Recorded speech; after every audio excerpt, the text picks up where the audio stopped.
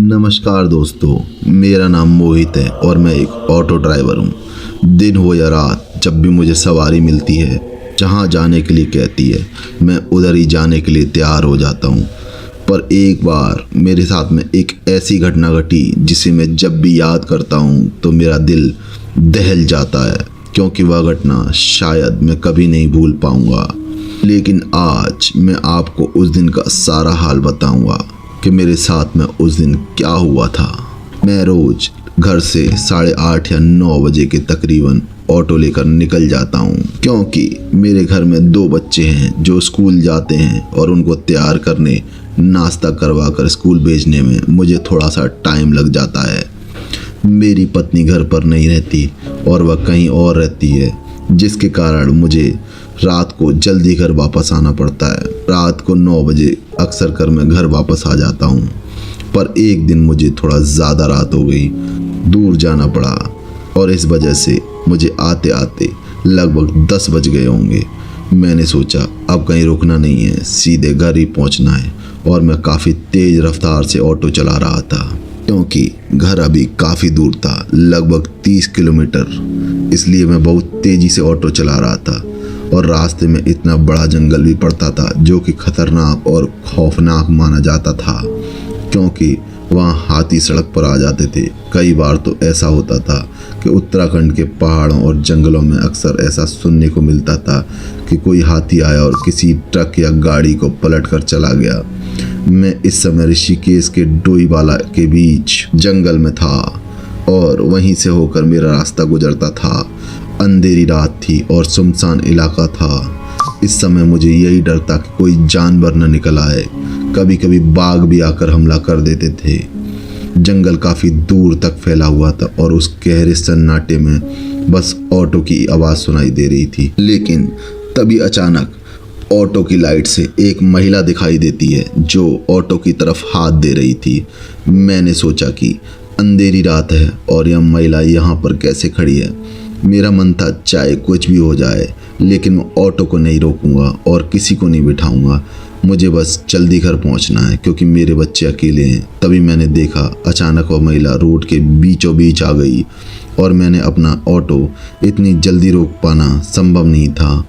मैं अपनी रफ्तार से ऑटो लेकर निकल गया, लेकिन मैं बहुत हैरान था क्योंकि वह महिला बीचों बीच आ गई, फिर भी मेरी गाड़ी उससे नहीं टकराई और ना ही ऐसा कुछ महसूस हुआ कि मेरी गाड़ी का एक्सीडेंट हुआ है। मुझे लगा शायद मेरा ऑटो जैसे ही उसके पास पहुंचा हुआ तब यह महिला हट गई होगी, लेकिन मैं आधा किलोमीटर और तेज़ी से गाड़ी चलाने लगा।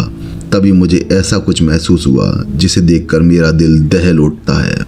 मुझे लगा कि ऑटो के पीछे कोई बैठा हुआ है और मैंने सामने वाले शीशे से उसको देखा तो पता चला कि वह वही महिला थी जो अभी आधा किलोमीटर पहले मुझे हाथ दे रही थी। अब इस सीन को देखकर मैं काफ़ी ज़ोरों से डर गया और मेरा दिल एकदम खौफ से भर गया। मैंने सोचा यह कैसे हो सकता है। मैंने चिल्लाते हुए बोला, तुम कैसे बैठी? उस महिला ने तुरंत जवाब देते हुए कहा, क्या भैया जी, आप ही की तो गाड़ी रोकी थी, तभी तो मैं बैठी हूँ। आपने ही तो बिठाया है मुझे। लेकिन मुझे पूरा विश्वास था, क्योंकि मैंने गाड़ी नहीं रोकी थी और ना ही मैंने उसे बैठने को कहा था। तो मैं सोचने लगा वो महिला बैठ कैसे गई। लेकिन तभी मुझे गुस्सा आया। मैंने गुस्से में तुरंत ब्रेक मार ली और उससे कहा, नीचे उतरो, मुझे कहीं नहीं लेकर जाना, मुझे कोई सवारी नहीं चाहिए। लेकिन उस महिला ने कोई जवाब नहीं दिया। मेरा गुस्से का पारा और हाई हो गया। मैंने तुरंत ब्रेक मारी और उसके बाद मैंने नीचे उतरा और साइड में जो पर्दे होते हैं गाड़ी के, उनको खोल कर देखा। जब मैंने अंदर झांका तो देखा कि कोई भी वहाँ पर नहीं बैठा हुआ है, जिसे देखने के बाद मेरी डर के मारे हालत ख़राब हो गई और मैं बहुत घबरा गया। मुझे लगा कहीं मेरा या कोई वहम तो नहीं है, ऐसा कैसे हो सकता है। आज मैंने शराब भी नहीं पी थी। अक्सर कर मैं गाड़ी चलाते वक्त दारू पी लेता हूँ, लेकिन आज मैंने बिल्कुल भी नहीं पी थी, क्योंकि आज मुझे वैसे ही बहुत देर हो रही थी। इस घटना के बाद आज मेरा दिमाग बहुत ज़्यादा ख़राब हो चुका था, पर फिर भी मैं गाड़ी में बैठा और गाड़ी को स्टार्ट करके तुरंत चलने में ही भलाई समझी। अब मैंने सोच लिया चाहे कुछ भी हो जाए मैं गाड़ी नहीं रोकूंगा और अब मैं गाड़ी को बड़ी तेज स्पीड में भगा रहा था। शायद आज मेरी किस्मत खराब थी या होनी को कुछ और ही मंजूर था, क्योंकि यह सब बातें भूलकर अब मैं तेजी से निकलना चाह रहा था। खैर, इतना हादसा हुआ तो इसे भूलना आसान नहीं था, लेकिन फिर भी मैं जंगल से बाहर निकलना चाह रहा था। लेकिन तभी मुझे ऐसा लगा कि किसी ने मुझे पीछे से पकड़ लिया हो। मैं थोड़ा सहम गया, लेकिन जैसे ही मैं पीछे मुड़ा तो देखा अब की बार वही महिला फिर से मेरे ऑटो में दिखी, लेकिन इस बार उसका चेहरा बड़ा ही भयानक था और वह खतरनाक ढंग से मेरी गर्दन को पकड़ लिया। उसे देखकर मानो मेरी सांस ही रुक गई। उसने मुझे बड़ी भयानक आवाज में कहा, क्यों भैया जी, हमको नहीं ले जाओगे क्या? हमको क्यों नहीं ले जाओगी?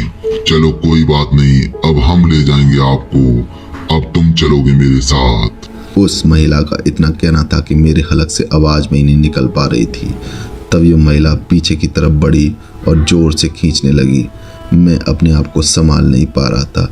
तभी मुझे एहसास हुआ कि मेरी गाड़ी किसी तेज चीज़ से जाकर टकरा गई। तभी मेरी आंखों के आगे अंधेरा छा गया और जब मुझे होश आया तो मैं पास के जॉली ग्रैंड हॉस्पिटल में भर्ती था और मेरे सर पर 12 टांके लगे हुए थे और अंदरूनी चोटें भी आई हुई थीं। डॉक्टरों ने बताया कि मुझे वन विभाग के पुलिसकर्मी यहाँ लेकर आए थे और उन्होंने बताया कि मेरी हालत बहुत ही गंभीर थी। मेरा ऑटो एक पेड़ से टकरा गया था। वह मुझे बेहोशी की हालत में हॉस्पिटल लाए थे। अब मैं ठीक हूँ, लेकिन मैं उस हादसे को लेकर आज भी खौफ से भर जाता हूँ। दोस्तों, मेरे YouTube चैनल को सब्सक्राइब करें।